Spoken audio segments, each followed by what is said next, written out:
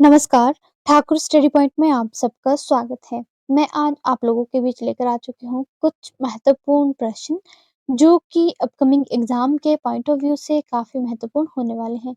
इस वीडियो में हम हर एक क्वेश्चन को डिटेल से डिस्कस करने वाले हैं जो कि आपके लिए काफ़ी हेल्पफुल रहने वाले हैं।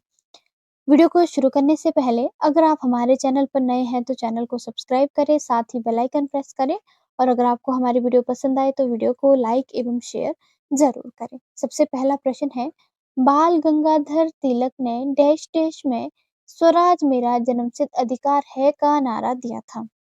ऑप्शन में दिया गया है 1896, 1904, 1916 और 1910। इसका सही उत्तर क्या हो जाएगा? इसका सही उत्तर हो जाएगा ऑप्शन सी, बाल गंगाधर तिलक ने 1916 में यह नारा दिया था।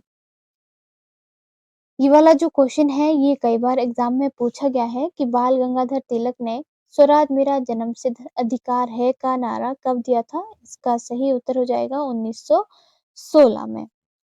जो बाल गंगाधर तिलक हैं इन्हें लोकमान्य तिलक की उपाधि दी गई थी। बाल गंगाधर तिलक को कौन सी उपाधि दी गई थी? इन्हें लोकमान्य तिलक की उपाधि दी गई थी। किसके द्वारा? लोगों के द्वारा इन्हें ये उपाधि दी गई थी।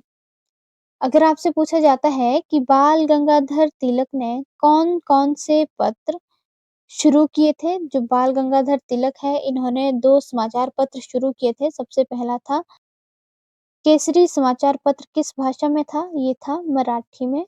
और दूसरा समाचार पत्र इनका था मराठा। जो मराठा समाचार पत्र है ये किस भाषा में था? ये भी क्वेश्चन पूछा जाता है। मराठा समाचार पत्र अंग्रेजी भाषा में लिखा गया था। बाल गंगाधर तिलक ने 1893 में गणपति महोत्सव और 1895 में शिवाजी महोत्सव का आयोजन किया था। बाल गंगाधर तिलक ने कुछ महत्वपूर्ण पुस्तकें लिखी हैं जिनका नाम है the Arctic home of the Veda या गीता रहस्य।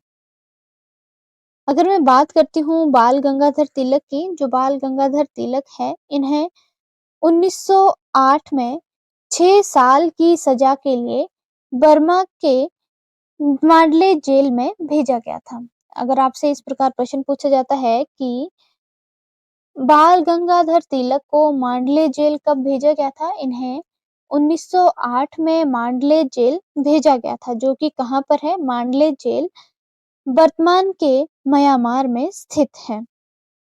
किसके आरोप में इन्हें मांडले जेल भेजा गया था? इन्हें राजद्रोह के आरोप में 1908 से 1914 तक मांडले जेल में रखा गया था और इन्होंने मांडले जेल में रहते हुए भगवत गीता रहस्य या गीता रहस्य नामक पुस्तक लिखी थी। अगला प्रश्न यहाँ पर पूछा गया है कि माय प्रेसिडेंशियल ईयर पुस्तक के लेखक कौन हैं? ऑप्शन में दिया गया है अब्दुल कलाम, आर वेंकटरमन, के आर नारायणन या डॉक्टर शंकर दयाल शर्मा। इसका सही उत्तर हो जाएगा option B, R Venkat Raman. जो आर वेंकट रमन है इन्होंने ये पुस्तक लिखी थी और ये पुस्तक भारत के पूर्व राष्ट्रपति प्रणब मुखर्जी की जीवनी है।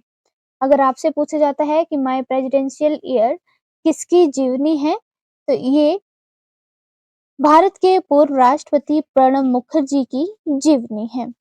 जो प्रणब मुखर्जी हैं ये एक भारतीय राजनीतिज्ञ थे जिन्होंने 2012 से 2017 तक भारत के 13वें राष्ट्रपति के रूप में कार्य किया था।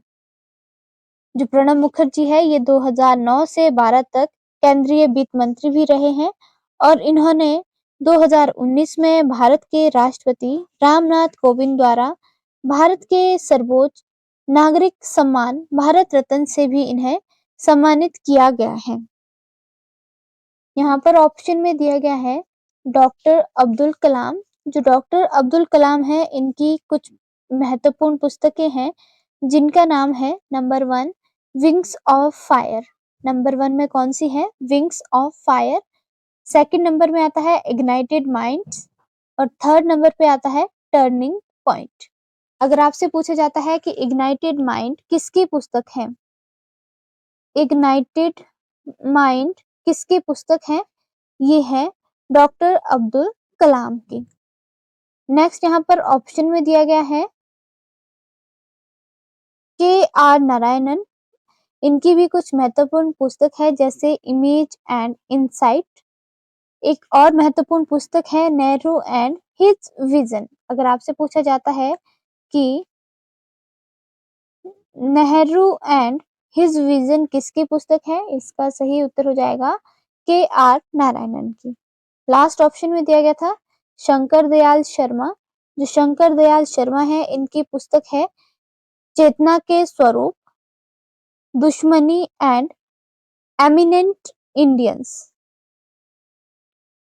1916 में बाल गंगाधर तिलक ने होम रूल की स्थापना बेलगांव, कहाँ पर, बेलगांव पुणे में की थी।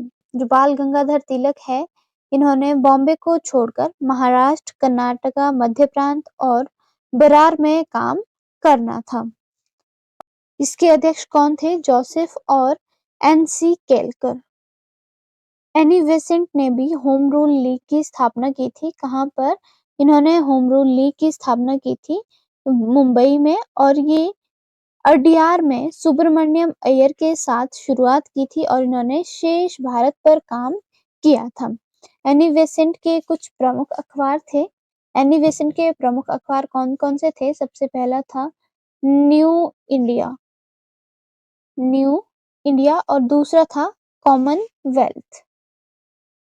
अगला प्रश्न, भारतीय मुस्लिम लीग द्वारा प्रकाशित समाचार पत्र था।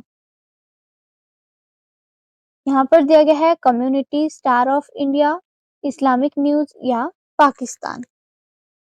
इसका सही उत्तर हो जाएगा option B, star of India Bharatiya Muslim league द्वारा प्रकाशित एक समाचार पत्र था।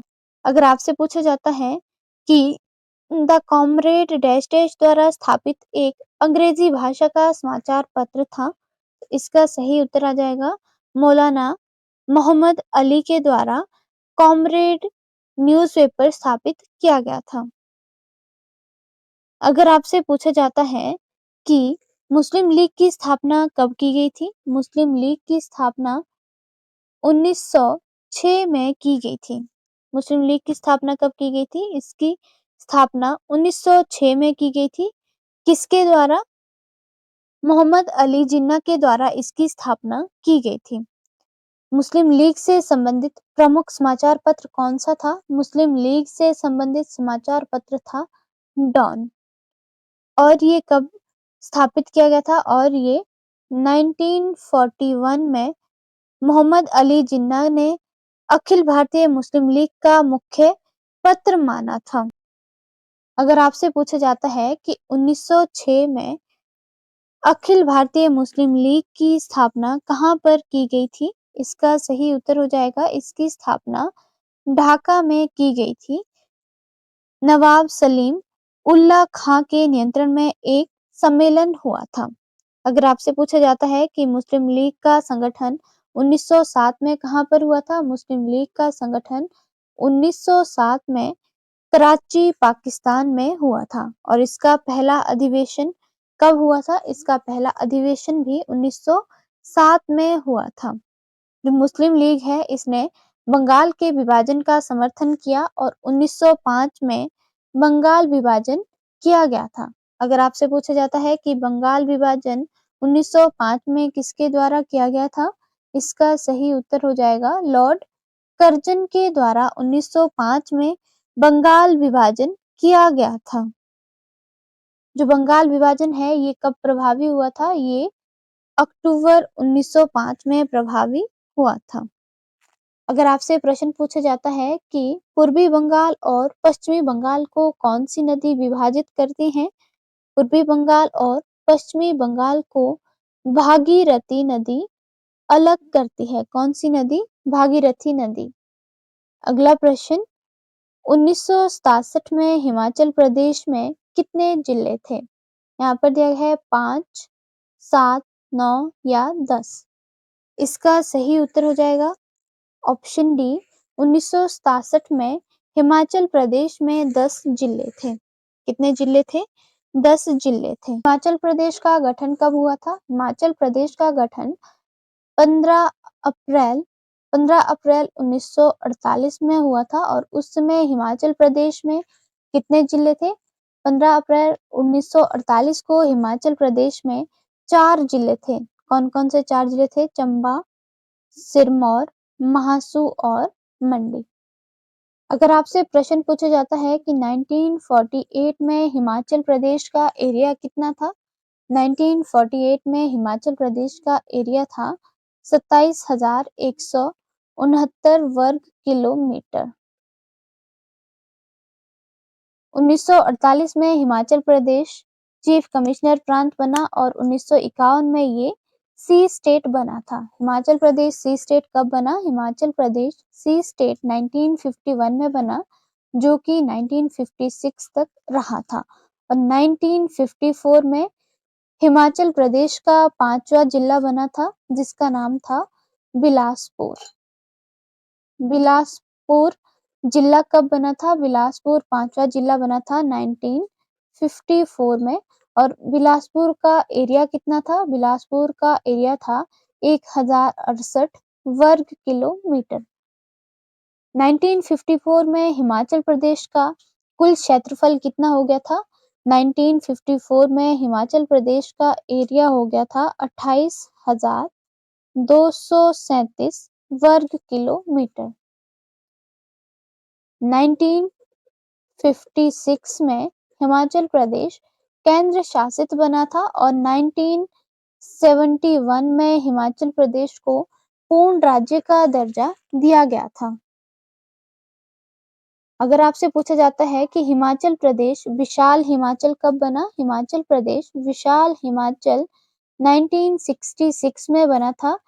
1966 में पंजाब पुनर्गठन के बाद 4 नए जिले बने थे।